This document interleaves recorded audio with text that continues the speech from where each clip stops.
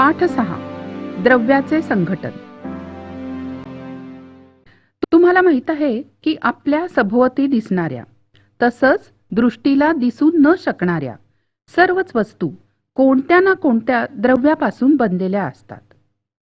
द्रव्यांचं 3 गटात जर आपण वर्गीकरण केलं तर ते स्थायू, द्रव आणि वायू अशा 3 गटामध्ये करता येईल. द्रव्याच्या कणांमध्ये म्हणजे अणू किंवा रेणूंमध्ये आंतररेण्वीय आकर्षण बल कार्यरत असतं आणि ह्या बलाच्या क्षमतेनुसार कणांच्या हालचालीचं प्रमाण ठरतं. स्थायूंमध्ये आंतररेण्वीय बल इतकं प्रभावी असतं की स्थायूचे कण एकमेकांच्या अगदी जवळ असतात आणि आपापल्या ठराविक जागी स्पंद पावत राहतात. त्यामुळे स्थायूंना ठराविक आकार आणि आकारमान प्राप्त होतं. त्याचप्रमाणे उच्च घनता आणि असंपीड्यता हे गुणधर्म प्राप्त होतात. द्रवांच्या बाबतीत मात्र आंतररेण्वीय बलाची सक्षमता मध्यम असते. ते कणांना एका ठराविक जागी अडकून ठेवण्याइतके प्रभावी नसतात, पण तरीही त्यांचं एकत्रित गठन करण्यासाठी पुरेसे प्रभावी असतात. म्हणून द्रवांचं आकारमान ठराविक राहतं, पण त्यांना प्रवाहिता प्राप्त होते. त्याचं आकारमान ठराविक राहिलं तरी आकार ठराविक न राहता धारक पात्राप्रमाणे बदलतो. वायूंच्या बाबतीत मात्र आंतररेण्वीय बल इतकं क्षीण असतं की वायूचे घटक मुक्तपणे हालचाल करू शकतात आणि उपलब्ध असलेली सगळी जागा व्यापून टाकतात. त्यामुळे वायूंना ठराविक आकारही नसतो आणि ठराविक आकारमानही नसतं. थोडक्यात जर आपण द्रव्यांच्या अवस्थांची वैशिष्ट्ये बघायची ठरवली तर ती याप्रमाणे: स्थायूमध्ये दृढ, आकार्य, स्थितिस्थापक. ठराविक आकारमान, ठराविक आकार, संपीड्यता नगण्य, आंतररेण्वीय बल प्रभावी आणि कणांमधील अंतर कमीत कमी. द्रवांच्या बाबतीत प्रवाही, ठराविक आकारमान, अनिश्चित आकार, संपीड्यता खूप कमी, आंतररेण्वीय बल मध्यम तर कणांमधलं अंतर मध्यम. वायूंच्या बाबतीत प्रवाही, अनिश्चित आकारमान, अनिश्चित आकार, संपीड्यता उच्च, आंतररेण्वीय बल अतिक्षीण आणि कणांमधील अंतर खूप जास्त. आता द्रव्याचं वर्गीकरण करण्याची जी दुसरी पद्धत आहे त्यामध्ये द्रव्याचं रासायनिक संघटन हा निकष वापरलाय. द्रव्याचे लहानात लहान कण एकसारखे आहेत की वेगळे आणि कशापासून बनले आहेत यावरून द्रव्याचे मूलद्रव्य, संयुग आणि मिश्रण असे 3 प्रकार पडतात. आता मूलद्रव्य, संयुग आणि मिश्रण यांचं अतिसूक्ष्म पातळीवरचं चित्र आणि वैशिष्ट्य जर थोडक्यात बघायची तर ती याप्रमाणे: मूलद्रव्य आहे नायट्रोजन N2 हा रेणू, संयुग आहे नायट्रोजन डायऑक्साइड NO2 रेणू आणि मिश्रण आहे N2 अधिक NO2 यांचं मिश्रण. यानंतर ऑक्सिजन म्हणजे O2 हा रेणू, संयुग आहे नायट्रिक ऑक्साइड NO रेणू आणि मिश्रणामध्ये आहे N2 व O2 यांचे मिश्रण. मूलद्रव्यामध्ये मूलद्रव्याचा घटक पदार्थ एकच व तो म्हणजे ते स्वतः मूलद्रव्य. संयुगामध्ये घटक पदार्थ एकच आणि ते म्हणजे ते संयुग स्वतः. मात्र मिश्रणामध्ये घटक पदार्थ 2 किंवा अधिक मूलद्रव्य किंवा संयुग. मूलद्रव्यामध्ये सर्व अणू किंवा रेणू एकसमान असतात. संयुगाचे सर्व रेणू एकसमान असतात, पण मिश्रणाचे रेणू किंवा अणू 2 किंवा जास्त प्रकारचे. मूलद्रव्याच्या रेणूतील सर्व अणू एकसमान आणि एकमेकांना रासायनिक बंधांनी जोडलेले असतात. संयुगाच्या रेणूतील घटक अणू 2 किंवा अधिक प्रकारचे व एकमेकांना रासायनिक बंधांनी जोडलेले. तर मिश्रणातील घटक रेणू एकमेकांपासून भिन्न आणि रासायनिक बंधाने न जोडलेले असतात. मूलद्रव्यामध्ये वेगवेगळ्या मूलद्रव्यांचे अणू आणि रेणू वेगवेगळे असतात. संयुगातील घटक मूलद्रव्यांचं प्रमाण ठराविक असतं, तर मिश्रणातील घटक पदार्थांचं प्रमाण बदलू शकतं. संयुगाचे गुणधर्म घटक मूलद्रव्यांच्या गुणधर्मापेक्षा वेगळे असतात. मिश्रणामध्ये त्याच्या घटक पदार्थांचे गुणधर्म राखले जातात. आता यानंतर मूलद्रव्यांचे प्रकार. सुरुवातीच्या काळात मूलद्रव्यांचे वर्गीकरण धातू आणि अधातू या 2 प्रकारात आणि त्यानंतर आणखीन एक वर्ग म्हणजे धातू सदृश्य अशा एकूण 3 प्रकारात करण्यात येतं. यानंतर संयुगांचे प्रकार.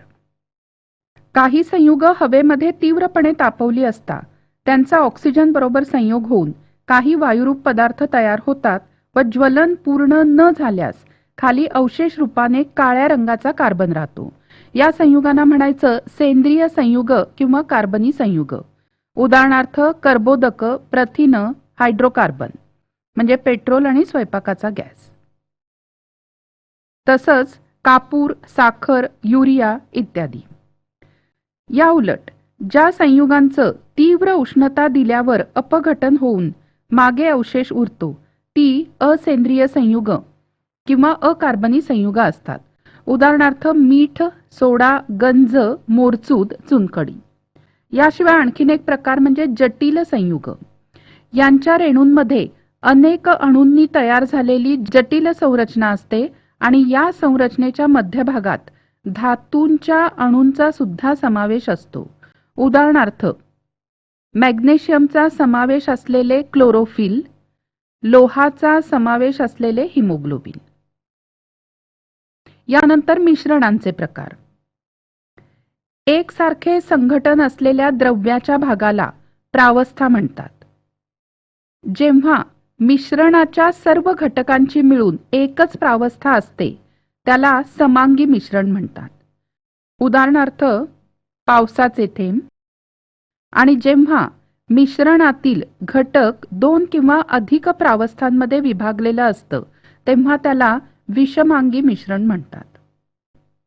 उदाहरणार्थ तेल व पाणी. यानंतर बघूया द्रावण. 2 किंवा अधिक पदार्थांच्या समांगी मिश्रणाला द्रावण म्हणतात. उदाहरणार्थ पाणी अधिक मीठ या 2 पदार्थांचं समांगी मिश्रण तयार होतं त्यालाच आपण मिठाचं पाण्यातील द्रावण असं म्हणतो. द्रावणात जो घटक पदार्थ सर्वात जास्त प्रमाणात असतो त्याला म्हणायचं द्रावक आणि द्रावकापेक्षा कमी प्रमाणात असणाऱ्या इतर घटक पदार्थांना द्राव्य म्हणतात. द्रावणांचे अनेक प्रकार असतात. 1. द्रवामध्ये स्थायू. उदाहरणार्थ पाण्यात विरघळलेले मीठ. 2. द्रवामध्ये द्रव. उदाहरणार्थ विरल सल्फ्युरिक आम्ल. 3. वायूमध्ये वायू. उदाहरणार्थ हवा. 4. स्थायूमध्ये स्थायू. उदाहरणार्थ पित्तळ किंवा पोलाद अशी संमिश्र. द्रवामध्ये वायू. उदाहरणार्थ क्लोरीनयुक्त पाणी. समांगी मिश्रणाचे म्हणजेच द्रावणाचे संघटन संपूर्ण राशीभर एकसारखं असतं आणि द्रावक पारदर्शक द्रव असेल तर द्रावण सुद्धा पारदर्शक असतं. यानंतर निलंबन. द्रव आणि स्थायू यांच्या विषमांगी मिश्रणाला निलंबन म्हणतात. उदाहरणार्थ पाणी आणि भुसा यांचे मिश्रण. हे द्रव आणि स्थायू यांचे मिश्रण आहे. यातील स्थायू कणांचा व्यास 10⁻⁴ मीटर पेक्षा जास्त असतो.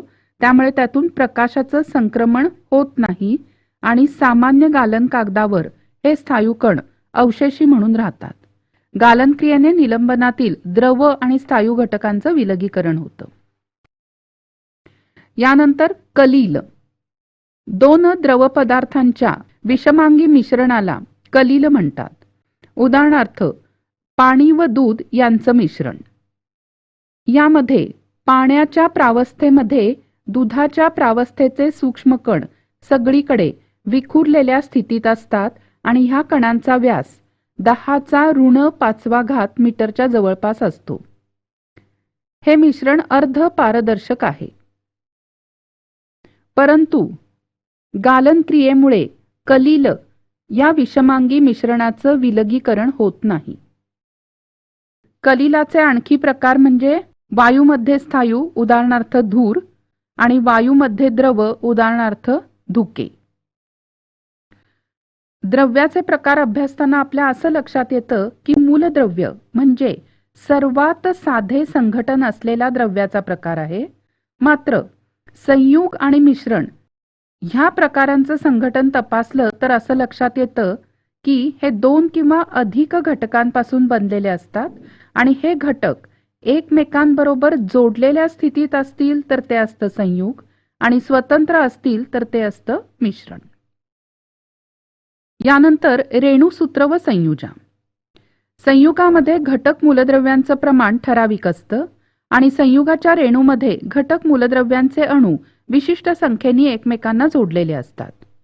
संयुगाच्या एका रेणूमध्ये कोणकोणत्या मूलद्रव्याचे प्रत्येकी किती अणू आहेत हे रेणुसूत्राच्या सहाय्याने दाखवलं जातं. दुसऱ्या अणूशी रासायनिक बंधाने जोडले जाण्याची क्षमता हा प्रत्येक अणूचा रासायनिक गुणधर्म आहे आणि ही क्षमता ज्या संख्येने दाखवतात ती संख्या म्हणजे त्या अणूची संयुजा. एक अणू त्याच्या संयुजे इतके रासायनिक बंध इतर अणूंबरोबर करतो. उदाहरणार्थ HCl या संयुगामध्ये घटक मूलद्रव्य आहेत H आणि Cl. H ची संयुजा आहे 1 आणि X ने H शी तयार केलेल्या एकूण बंधांची संख्या आहे 1 म्हणून X ची संयुजा 1. दुसरं संयुग आहे H2O. या ठिकाणी घटक मूलद्रव्य आहेत H आणि O. H ची संयुजा आहे 1. तयार केलेल्या एकूण बंधांची संख्या आहे 2 म्हणून X ची संयुजा 2. H2S यामध्ये घटक मूलद्रव्य आहेत H आणि S. H ची संयुजा आहे 1 आणि X ने H शी तयार केलेल्या एकूण बंधांची संख्या आहे 2 म्हणून X ची संयुजा 2.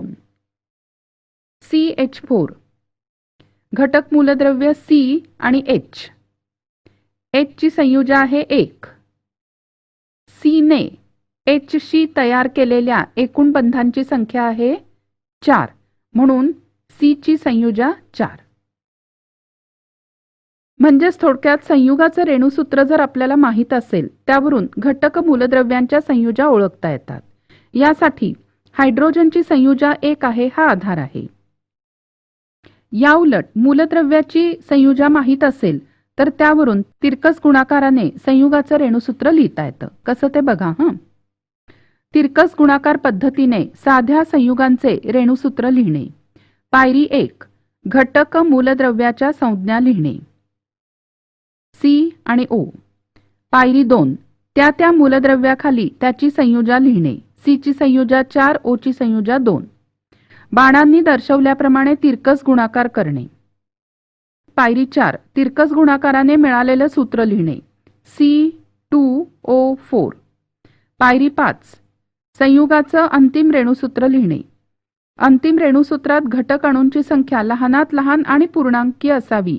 यासाठी आवश्यक असेल तर पायरी 4 मधील सूत्राला योग्य त्या अंकाने भागणं. मग आता तिरकस गुणाकाराने मिळालेलं सूत्र आहे C2O4. आपण त्याला 2 नी भागलं तर मिळालेलं अंतिम रेणुसूत्र आहे CO2.